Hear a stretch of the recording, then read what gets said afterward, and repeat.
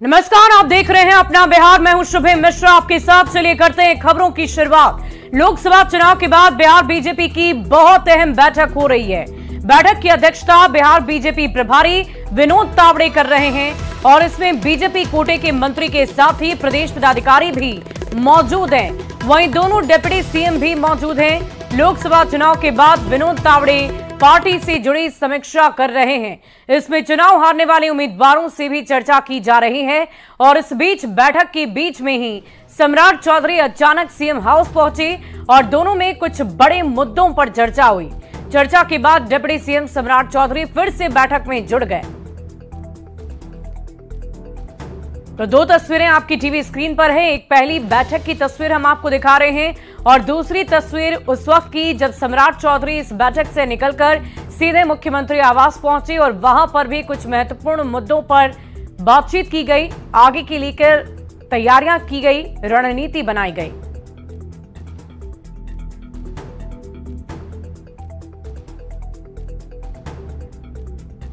और संसद सत्र के चौथे दिन राष्ट्रपति द्रौपदी मुर्मू ने लोकसभा और राज्यसभा को संयुक्त रूप से संबोधित कर दिया है।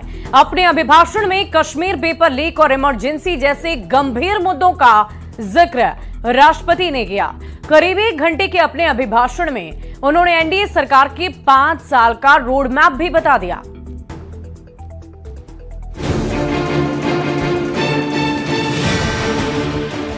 राष्ट्रपति द्रौपदी मुर्मू ने संसद के संयुक्त बैठक को संबोधित किया।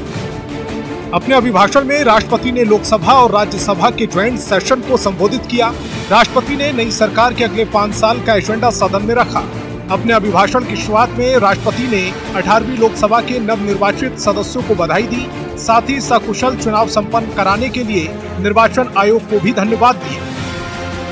सरकार की गारंटी और डिलीवरी पर विश्वास, विकसित भारत के संकल्प में विश्वास। मेरी सरकार ने 10 वर्षों से सेवा और सुशासन का जो मिशन चलाया है, ये उस पर मुहर है। राष्ट्रपति ने कहा कि देश की जनता ने लगातार तीसरी बार सरकार पर भरोसा जताया है। इसके साथ ही ये दावा भी किया कि राज्य के विकास से ही देश का विकास होगा। इसके लिए सरकार लगातार प्रयासरत है। अब मेरी सरकार भारत को विश्व की 3रे नंबर की इकोनॉमी बनाने में जुटी हुई है। इस लक्ष्य की प्राप्ति विकसित भारत की नींव को भी मजबूत करने में काम करेगी। राष्ट्रपति ने एनडीए सरकार के पिछले 10 साल के कार्यकाल की उपलब्धियां गिनाते हुए आगे के 5 साल के सरकार के एजेंडे को भी जाहिर कर दिया। अब राष्ट्रपति के अभिभाषण पर संसद में धन्यवाद प्रस्ताव पर चर्चा शुरू होगी। प्रधानमंत्री नरेंद्र मोदी 2 जुलाई को जवाब देंगे। Bureau report, news 18। और सूत्रों के हवाले से बड़ी खबर आपको बताएं, कल संसद में नीट का मुद्दा उठाएगा विपक्ष। नियम 267 के तहत चर्चा की मांग की जाएगी। सोमवार को केजरीवाल हेमंत का मुद्दा उठेगा। संसद भवन में विरोध दर्ज कराएगा विपक्ष। राष्ट्रपति के अभिभाषण पर चर्चा में हिस्सा लेगा। इस वक्त की बड़ी खबर आपको बता रहे हैं, लगातार संसद सत्र में अलग अलग मुद्दों को लेकर विपक्ष की तरफ से आवाज बुलंद की जा रही है और इसी बीच कल का दिन नीट पेपर लीक कांड को संबोधित होगा और कल संसद में नीट पेपर लीक पर चर्चा की जाएगी। अभिभाषण पर चर्चा में भी भाग लिया जाएगा विपक्ष की तरफ से।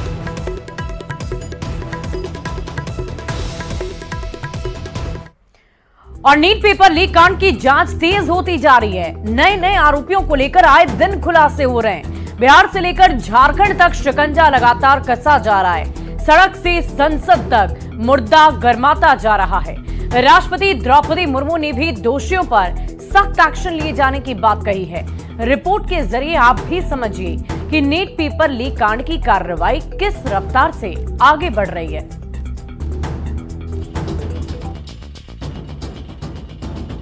नीट पेपर लीक कांड को लेकर रोज नए नए खुलासे हो रहे हैं। बिहार पहुंची सीबीआई की टीम ने एक और मनीष प्रकाश को गिरफ्तार कर लिया। नीट पेपर लीक कांड में सीबीआई ने अपने स्तर से ये पहली गिरफ्तारी की है। मनीष को पूछताछ के लिए सीबीआई दफ्तर बुलाया गया था, जहां उसे अरेस्ट कर लिया गया।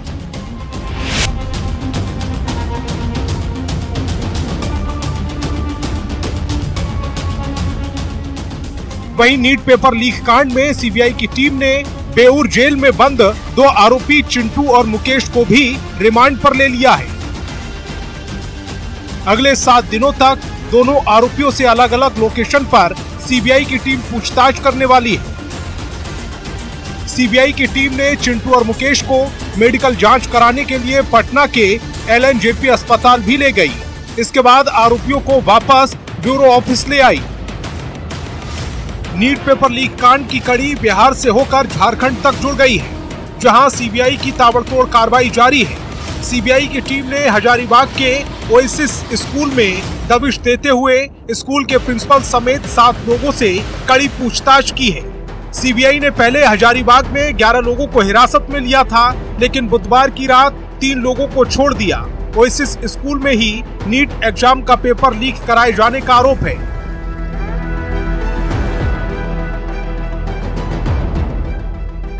नीट पेपर लीक कांड को लेकर देश भर के छात्रों में नाराजगी है, तो सड़क से लेकर सदन तक पेपर लीक की घटना की चर्चा हो रही है। संसद के संयुक्त सदनों को संबोधित करते हुए राष्ट्रपति द्रौपदी मुर्मू ने कहा, छात्रों के साथ हुए खिलवाड़ करने वाले दोषियों को कड़ी से कड़ी सजा मिलेगी।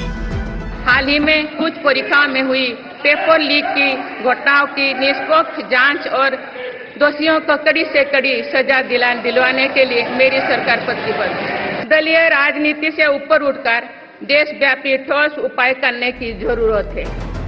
नीट को लेकर घमासान जारी है। छात्र न्याय चाहते हैं तो सरकार और सत्ता में बैठे लोग भी देश के सबसे बड़े पेपर लीक कांड के कलंक को मिटाना चाहते हैं। देश की सबसे बड़ी जांच एजेंसी के हवाले केस जारी है।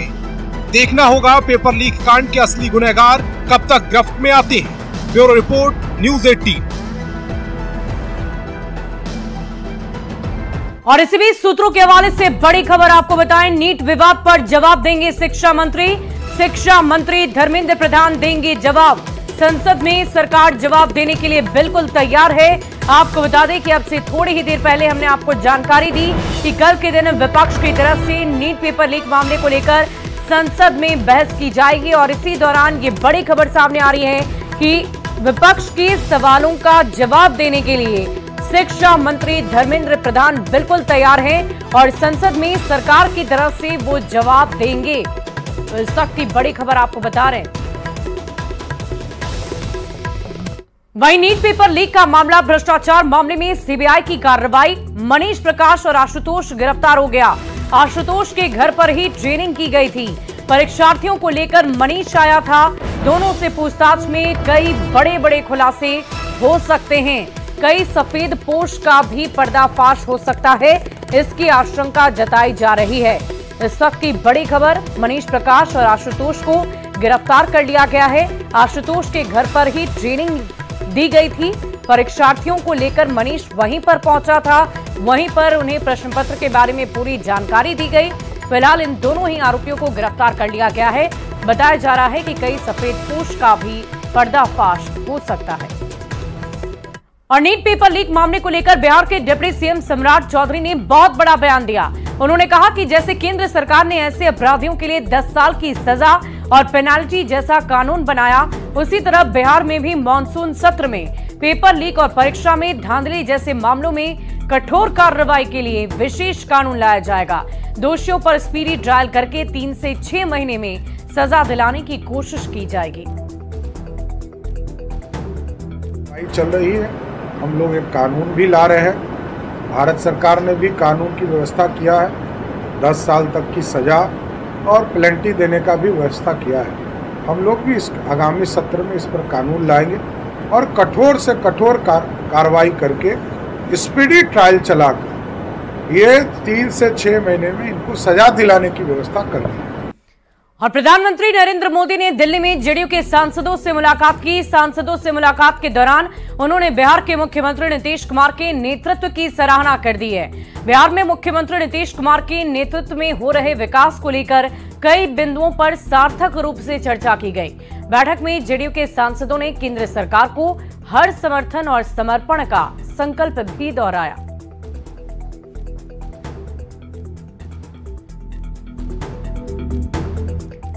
और संसद में स्पीकर की कुर्सी के पास लगे सेंगोल को लेकर एक नया विवाद खड़ा हो गया है। विपक्षी दलों के सांसदों ने एक सुर में कहा कि सेंगोल राजशाही का प्रतीक है और ऐसे में संसद में सेंगोल की जगह संविधान की प्रति स्थापित की जाए। आरजेडी सांसद मीसा भारती और पूर्णिया से निर्दलीय चुनाव जीते पप्पू यादव की मांग पर सियासत काफी गर्म हो गई है। ये रिपोर्ट देखिए।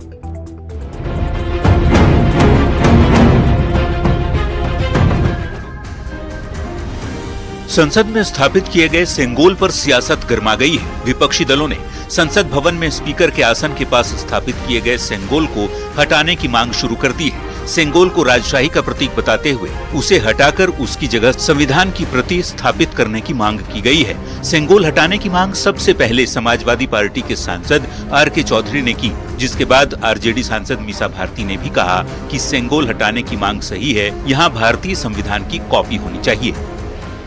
देखिए, बिल्कुल हटाना चाहिए क्योंकि ये लोकतंत्र है और वहाँ पे अब राजतंत्र तो रहा नहीं, तो अगर सिंगोल को लगाना ही चाहिए तो उसको म्यूजियम में रखना चाहिए जहाँ की देश के सभी लोग जाएं और वहाँ पे उसका दर्शन भी करें जो लोग देखना चाहते हैं। तो ये अच्छा, जिसने भी ये मांग की है बहुत अच्छा और हम लोग उसको सपोर्ट करना चाहिए। पूर्णिया से सांसद पप्पू यादव ने भी सपा सांसद आर.के. चौधरी के सेंगोल हटाने की मांग का समर्थन किया। पप्पू यादव ने कहा, सेंगोल हमारे देश का प्रतीक नहीं है, ये राजशाही का प्रतीक है। लेकिन वो हमारे देश का प्रतीक नहीं है, इसको आप समझिए। राजशाही का प्रतीक है। लोकतांत्रिक व्यवस्था में संविधान हमारी न्याय व्यवस्था की एक ताकत है। सम्मान, स्वाभिमान और अभिमान जो सबसे महत्वपूर्ण विषय, ये इसको आप समझने का प्रयास कीजिए। विपक्ष जिस सेंगोल को लेकर हमलावर है उसे भी समझना जरूरी है। दरअसल सेंगोल चोल शासन से जुड़ा है। सत्ता का उत्तराधिकार राजा को सौंपा जाता था। नए राजा को सेंगोल सौंपते थे। सेम्मई शब्द से बना है सेंगोल। तमिल में सेम्मई का अर्थ है नीति परायणता। देश के पहले प्रधानमंत्री जवाहरलाल नेहरू को सेंगोल सौंपा गया था। न्यूज 18 के लिए दिल्ली से अमितेश सिंह के साथ ब्यूरो रिपोर्ट।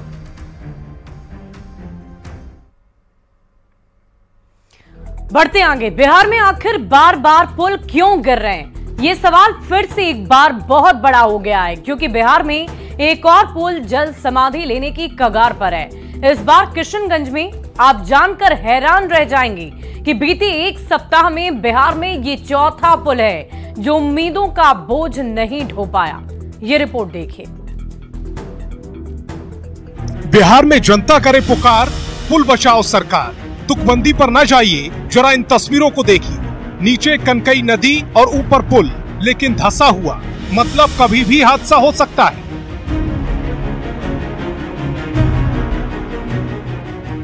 तस्वीरें बिहार की किशनगंज की हैं। कनकई नदी पर बन रहा ये पुल 70 मीटर लंबा, 12 मीटर चौड़ा है और 2011 में 25 लाख रुपए की लागत से बनकर तैयार हुआ था। लेकिन 14 साल के अंदर ही जरा पुल की हालत देख लीजिए।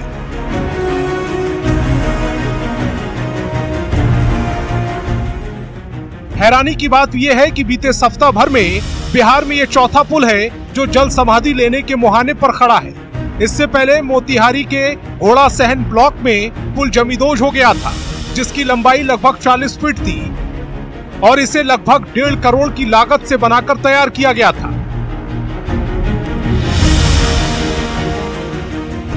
उससे पहले सीवान में भी महाराजगंज दरोजा विधानसभा के बॉर्डर को जोड़ने वाला पुल भी गिर गया था। अररिया में लगभग 180 मीटर लंबा एक नवनिर्मित पुल ढह गया था। यह पुल अररिया के सिकटी में बकरा नदी पर पुल बनाया गया था।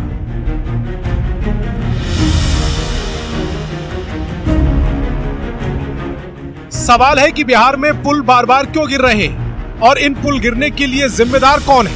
घटिया निर्माण सामग्री या फिर विकास की खराब नियत? जो भी हो, लेकिन जनता का भरोसा सरकारी सिस्टम से उठता ही जा रहा है। Bureau report, news 18।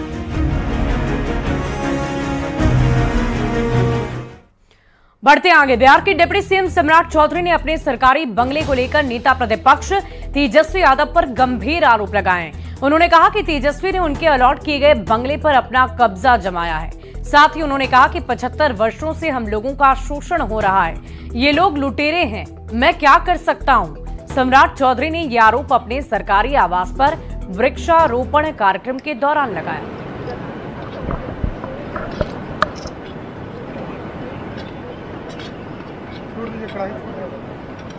है तो क्या करूं भाई। अरे मैं तो 75 वर्षों से हम लोग का शोषण हो रहा है, ये लोग लुटेरे हैं, कब्जा करके रखना चाहते हैं, मैं क्या करूं। और केंद्रीय एमएसएमई मंत्री जीतन राम मांझी ने सरकार के 100 दिन के एजेंडे के तहत अपने विभाग की भी प्राथमिकता को सामने रखा। उन्होंने निचले तबके के उद्यमियों को मदद दिए जाने पर विभाग का जोर बताया, साथ ही उनकी बेहतरी के लिए भी काम करने का दावा किया है। 100 दिन का एजेंडा, उसमें ये सारी बातें आती है। जैसे सबसे पहला है कि कानून में कुछ संशोधन करना है, जो कुछ जटिल कानून है, जैसे कि होता है का भाई कि हम कर्ज दिया, हमारे लोग कर्ज नहीं चुका पाते हैं तो फिर हम उनको कर्ज नहीं देते हैं। इसमें कुछ हम लोग सोच रहे हैं कि कुछ ऐसा व्यवस्था करेंगे कि उनको फिर थोड़ा मदद करके आगे बढ़ावेंगे, ताकि वो अपना कमा करके फिर पूंजी भी लौटा सकेंगे और अपना विकास कर सकेंगे। एक्सपोर्ट करने की ही नौबत आएगी तो उनको हम लोग मौका देंगे ताकि वो डायरेक्ट एक्सपोर्ट करें और बाहर के जितने भी एजेंसियां हैं उनसे संपर्क करके जो लाभ बिचौलिया लेता है वो लाभ हमारे छोटे छोटे एंटरप्रेन्योर ही लें। और बीजेपी के पूर्व सांसद अश्विनी चौबे ने कहा कि बीजेपी का अध्यक्ष आयातित नहीं होना चाहिए। उन्होंने कहा कि उनकी सोच है कि जो भी व्यक्ति जिला स्तर से लेकर राष्ट्रीय स्तर तक का भी अध्यक्ष बने वो पार्टी से जुड़ा हो, पार्टी की मूल का हो, और अगर उसकी जड़ें पार्टी की होगी तभी वो पार्टी और देश को आगे बढ़ा सकता है। पार्टी के संगठन को पार्टी में आयातित माल जो है वो हमें कभी बर्दाश्त नहीं। अध्यक्ष के पद पर कभी भी किसी भी अध्यक्ष, चाहे वो जिला हो, राज्य हो, प्रदेश हो, केंद्र हो, उसमें निश्चित रूप से वो संगठन के मूल का होना चाहिए। ये हमारी सोच है। पश्चिम चंपारण के वाल्मीकि नगर में अंतर्राष्ट्रीय कन्वेंशन सेंटर बनाया गया। बिहार के सीएम नीतीश कुमार सेंटर का लोकार्पण करने पहुंचे। सीएम नीतीश कुमार ने इस खास मौके पर एक पौधा भी लगाया। सीएम ने सेमिनार के हॉल में एक शॉर्ट फिल्म भी देखी जिसमें विस्तार से कन्वेंशन सेंटर की खासियत को बताया गया है। फिल्म देखने के बाद मुख्यमंत्री ने कन्वेंशन सेंटर का जायजा लिया और घूम घूम कर हर जगह की तस्वीर को देखा। कन्वेंशन सेंटर के मुख्य भवन के ऑडिटोरियम में सांस्कृतिक कार्यक्रम का आयोजन किया जा सकता है और आधुनिक सुविधाओं से बने इस सभागार में 500 लोगों के बैठने की व्यवस्था की गई है। कैंपस में बने इस सभागार में 5 ब्लॉक बनाए गए जिसमें 102 कमरे हैं।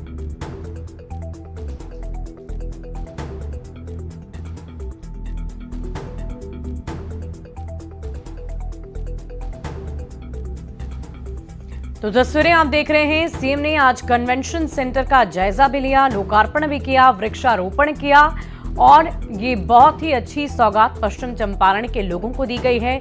500 से भी ज्यादा लोगों के बैठने की मुकम्मल व्यवस्था वहां पर रखी गई है।